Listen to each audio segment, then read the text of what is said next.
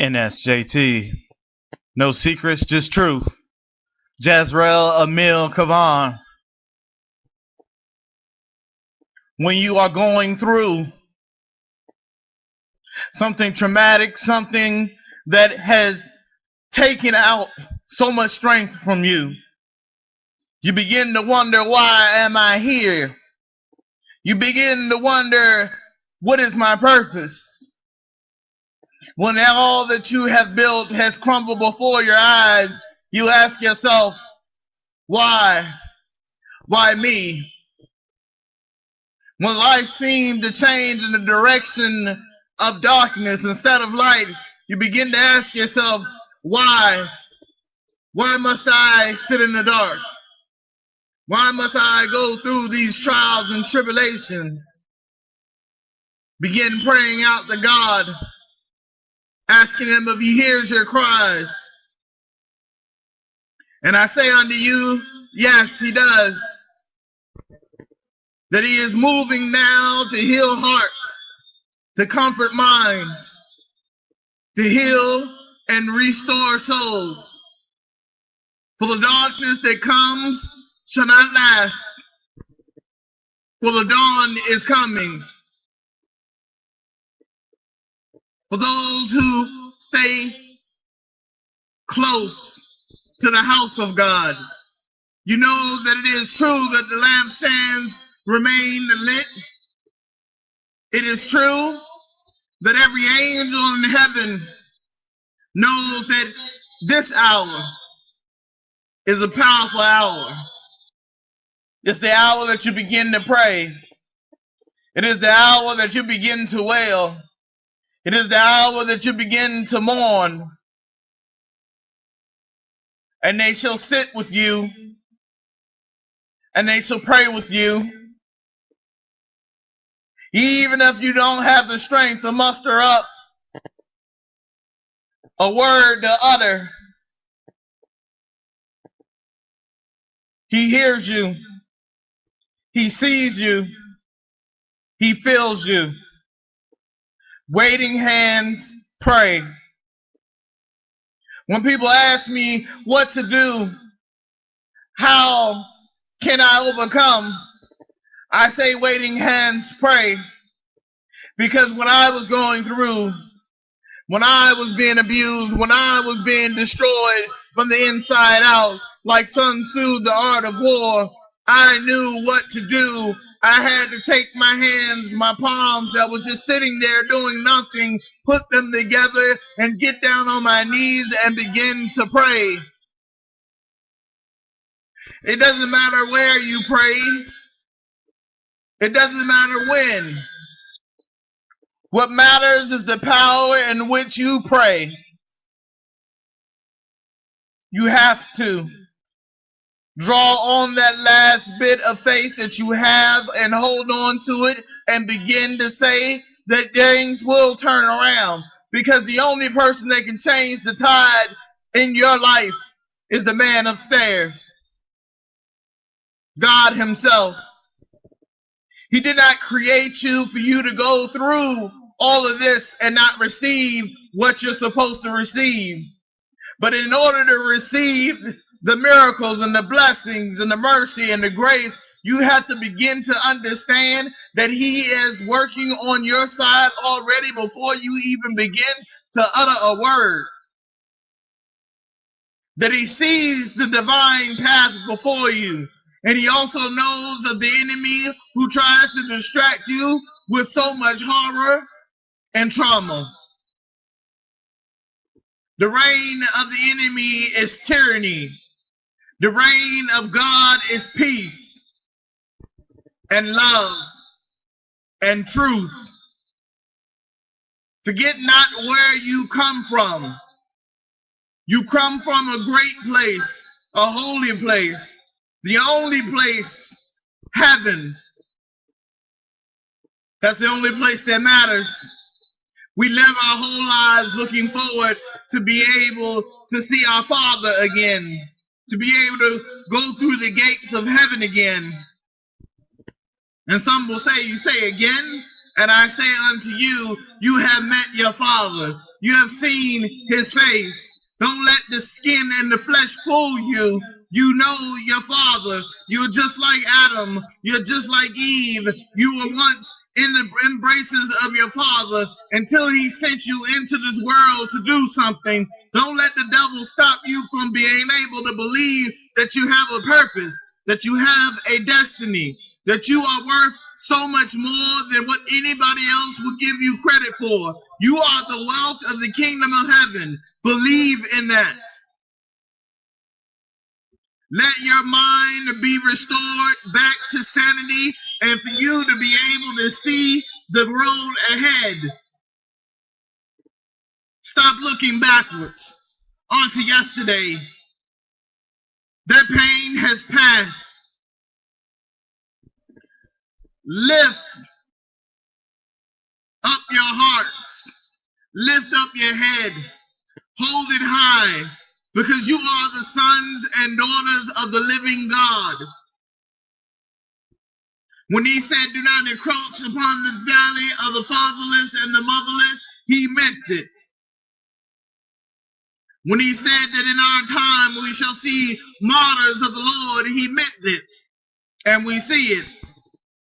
The rumors of war and war itself, famine and natural disasters are all taking place before our eyes. So we know that the enemy is working hard.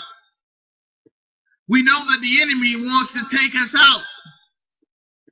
For he has built his kingdom and he does not want us to tear it down. But I say unto you, waiting hands, pray, because we will tear down the walls that he has built. We will cross the boundaries onto the promised land if we continue to believe in the power of God. If we continue to believe that we are strong, that our ancestors had the strength to get us to today, then surely we have the strength to get on to tomorrow. I have stood before the enemy unafraid, because I know something that everyone knows, that the power of God is greater than any weapon formed against me, that no one can take my Father away from me. No one can take my faith away from me. It is me who either forsakes God or walks away from God. I say unto you, do not turn your face away from the temple. Do not turn yourself and walk away. For the enemy is trespassing upon holy ground. And it is time for you to begin to pray and let him know that the devil shall never have victory in our life. No matter what we go through, we will go through it with pride. We will go through it with humility. We will go through it with strength and love. We will rise again. Nobody can tell you better than the Father can of the grace and the mercy that he can provide. No one can take away the power of your voice, the power of your prayer, the power of your strength to endure. I know some of us have gone through so much already that we have grown weak and weary of this battle. But blessed are those who mourn. Blessed are those who know the spirit of their own hearts.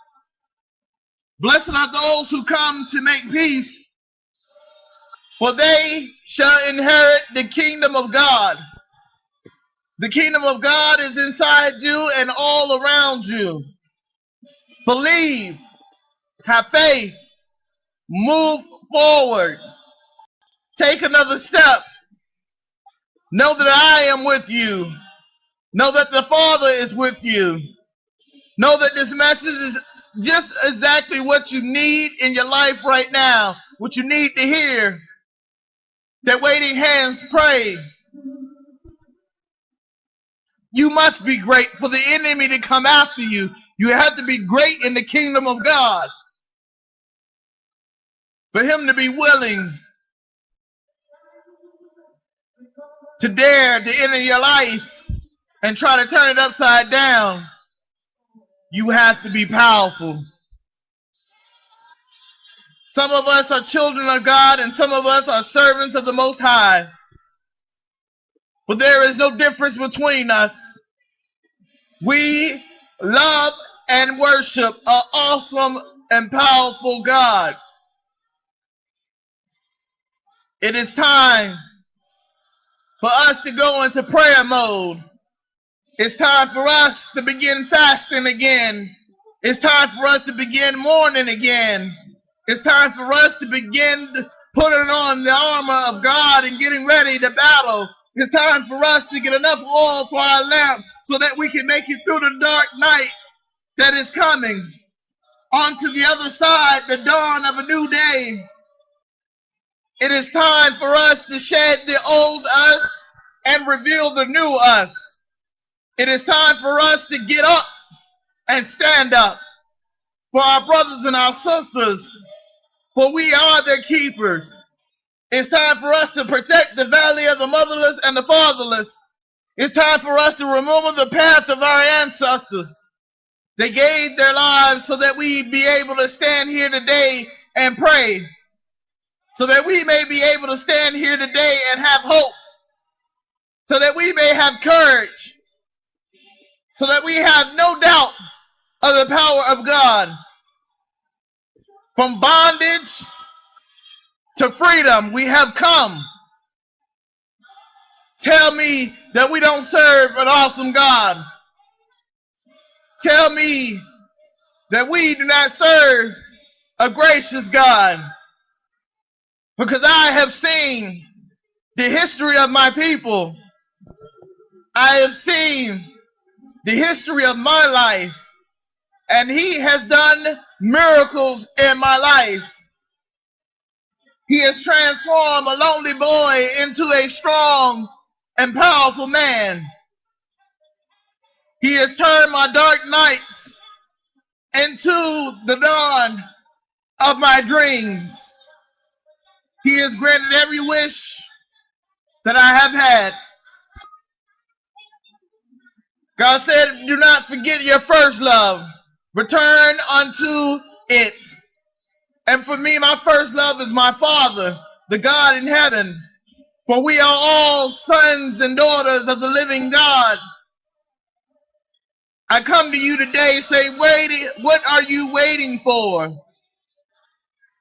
What are you waiting for? Waiting hands pray.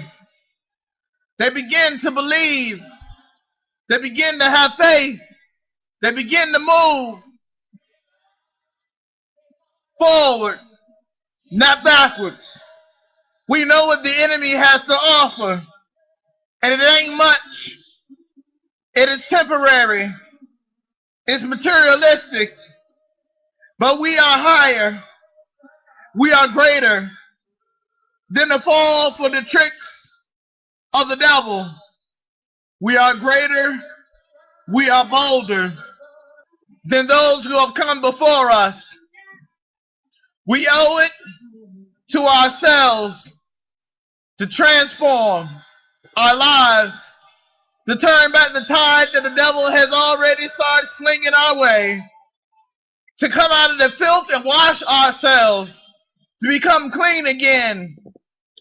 Waiting hands must pray, because that is what is required of us, to pray without ceasing, to stand where no one else stands, to be the outcast among society, because our Father has told us that this is our life, that we will change the world.